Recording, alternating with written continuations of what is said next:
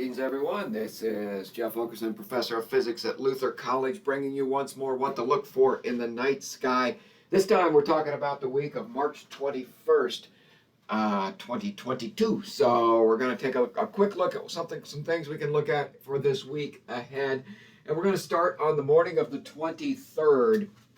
And on the morning of the 23rd, that's Wednesday morning, after midnight Tuesday night. So we're going to look at Scorpius. We looked a little bit at Scorpius recently. We're going to take a slightly closer look. We've talked about Antares. Antares is a big, bright first magnitude star. Remember, magnitude system counts backward, so that a higher number, a bigger number is fainter, and every step is a factor of 2.5 in apparent brightness to Antares, first magnitude star, very bright orange star. We talked about sometime in the last few weeks, I don't remember when exactly, we talked about Antares being a Greek word meaning rival of Mars. So it's orange, it's red, it looks a lot like Mars in the night sky, so that's where we get that name. Out ahead of Antares is sort of the head of the Scorpion, 4 stars that work down this direction. So we've got Antares right here, and then a sweep of a Scorpion's tail that comes back this direction. And so this is what we're looking at in Antares. Of these 4 stars, you've got 2 pretty bright ones. They're all fairly bright, but up at the top is Beta. So Beta is Graffias, also a Greek word that usually, remember, we get most of our information from star names by Hinckley. And other places that I've read this, this usually would be translated as crab, with the word for crab and scorpion being very, very, very similar. So that's where this comes from, is this idea of Graffias as the beta star, although the delta star is a little bit brighter. Graffias is a double star and a multiple star. I think there's a third companion you might be able to see there, but it's got a nice wide separation of more than 10 arc seconds. So fairly easy to pick out and a nice magnitude difference. So it's a 2.6 magnitude star with a 4.9 magnitude companion. So you got a small telescope with you.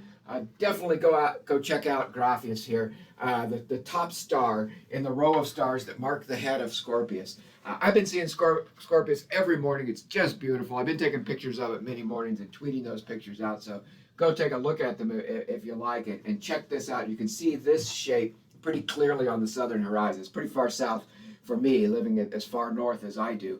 Those of you who live a little further south would be able to see this a little bit better this time of year, any time of year. The next star down in this row of 4 stars that mark the head of Scorpius is Juba. We're back to most of our star names are from Arabic that we've looked at. We talk about that pretty much every week. And this is would be an Arabic word, probably from Al-Jaba, according to Hinckley. And this would mean forehead or front of the Scorpion right here. So this is a 2.3 magnitude star, big bright stars. Pi comes next, Pi Scorpii, and that's 2.9, a third magnitude star, easily visible. A little bit fainter, a whole magnitude fainter would be Rho, down here at the bottom of this row. And it's 3.9 magnitude star, still pretty visible. A little bit harder to pick out because it's so far south for some of us, but it is a pretty visible row of 4 stars right there, with the top 3 stars brighter than the 4 stars above. Sometimes I draw the head of Scorpius. When I'm drawing the head of Scorpius, I just draw these 3 stars.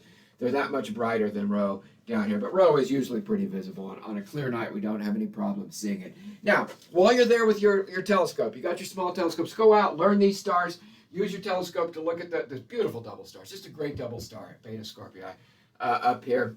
While you're there, go ahead and poke around and see if you can find these 2 globular clusters. M4 is right next to Antares, just off to the south and the west just a little bit.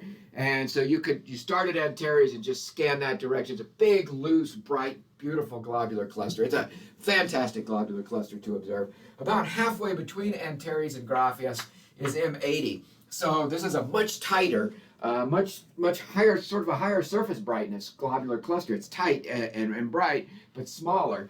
And so as you walk up this direction, about halfway between those stars, you're going to run across M80. 2 globular clusters. Remember, globular clusters, groups of stars, maybe about 500,000 stars typically, that half a billion stars, and half a million stars Got my words confused here this morning. 500,000 stars that live in one big tight gravitational clump here. And so these orbit the center of our galaxy. The center of our galaxy is right back over here.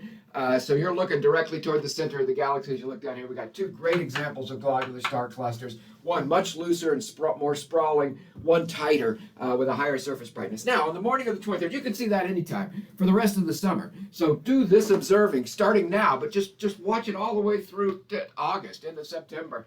And you can go out and check out these stars and what we just talked about in the globular clusters. On the morning of the 23rd, the moon will be sitting right above Antares and will make a very, very fine pairing with Antares. So probably the first half of this week ahead, not the time to be going out. These are big, bright clusters, and they hold up to the moon pretty well, but it's not the best time to be going out and looking for them. Go out and look for your globular clusters later in the week, after the moon has moved off this direction and waned just a little bit. The moon will be about 2/3 full when it's sitting above Antares before sunrise, after midnight on the night of Tuesday night into Wednesday morning. Now, that same morning, Wednesday morning, just before sunrise, we've talked about this a few weeks ago. You go back and look at that if you want. Venus and Mars have been making great pairing in the morning sky. I have a few pictures of those that I've tweeted out as well you could go look at. And they'll still make a pretty good pairing in the morning sky. Getting a little bit harder to see as Venus slides back toward the sun just a little bit. But now Saturn has joined them. And so we have Deneb Algadi is this star. We've talked about that for months and months and months. Saturn has been near Deneb Algadi for quite a while. Tail of the goat from the Arabic. And so this is Capricorn. So we're in Capricorn here. And Saturn is now joined. This Venus and Mars are here with Saturn, sliding this direction. Venus is, and particularly quickly. And so we should be able to see these three stars like this, these three planets, excuse me, like this on the morning of the 23rd with the star Deneb Algadi close by. Venus at this point, Saturn at this point, rises about an hour and a half. This whole region rises about an hour and a half before the sun, which means it's starting to get out of the glow of the sun enough that you can see it, but you need a pretty good eastern horizon. As always, binoculars might help you pull out Saturn from this glow that's right here. That's the morning of the 23rd. You just follow this. So every day it's clear. If it's clear every morning, congratulations. Good job. Go out every clear morning and watch Venus track this direction towards Saturn so that by the morning of the 28th, Monday morning, Sunday night into Monday morning, Venus will have moved almost over above Saturn. It'll keep going if you follow it for the next few days. It'll be worth watching into the following week. But the morning of the 28th is great because the moon's going to be 16% full on that morning, and the moon's going to sit right below. So Mars, Saturn, and Deneb Algadi make more or less the same pattern that they made 5 days earlier, but Venus will have slipped over to be almost directly above Saturn like this, and the moon will be sitting directly below there, 15 or 16% full. That will be something. If it's clear on the morning of the 28th, go out and observe that, please. That'll be something worth seeing for sure. So that's what we got for you this week. Good luck with observing, everybody. Hope you have a good week, and we'll have something new for you next week. Thanks.